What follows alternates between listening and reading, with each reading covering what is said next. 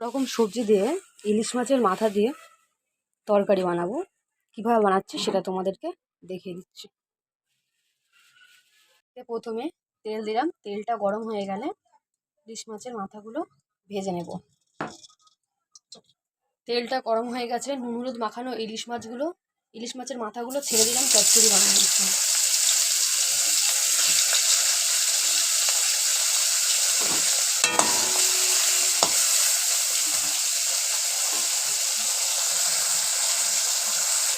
ইলিশ মাছের মাথাগুলো ভাজা হয়ে গেছে, এবার তুলে নিচ্ছি।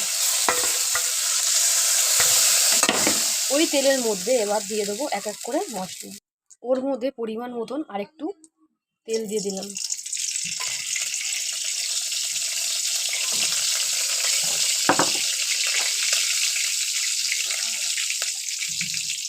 পাঁচ ফোড়ন দিয়ে দিলাম।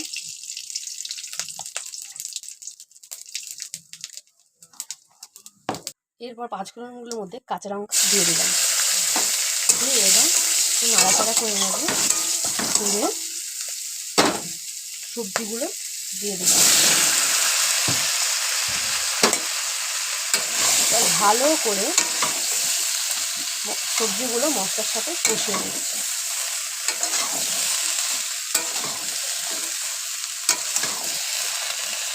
পাঁচমিশালি সবজি দিয়ে ইলিশ মাছের মাথা টেস্টি আলাদা।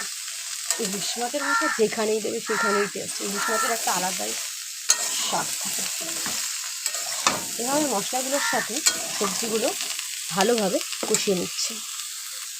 সবজিগুলো ভালো করে কষিয়ে নিয়েছি। এবারে হলুদের গুঁড়ো, পরিমাণ মতো নুন দিয়ে আবার ভালো করে কষিয়ে নিচ্ছি।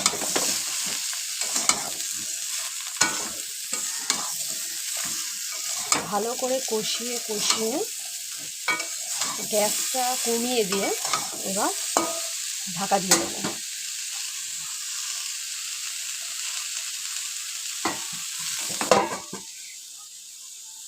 এবার ঢাকনাটা খুলে দেখে নিচ্ছি কতটা কি হলো।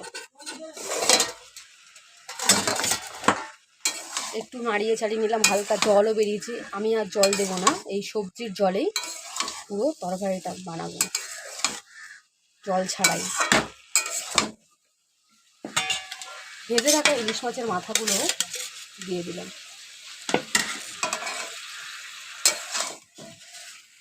ভালো করে সবজিগুলোকে কষিয়ে নিচ্ছি।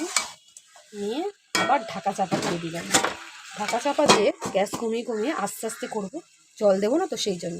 ইলিশ মাছের মাথা দিয়ে তরকারিটা হয়ে গেছে।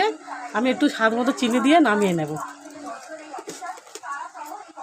চিনি দিয়ে নাড়িয়ে চাড়িয়ে তরকারিটা নামিয়ে নিলাম। সব রকম সবজি দিয়ে ইলিশ মাছের মাথা দিয়ে যে তরকারিটি বানিয়েছি, যদি আপনাদের ভালো লাগে আমাদের চ্যানেলটিকে like, comment, share and subscribe করে দিবেন।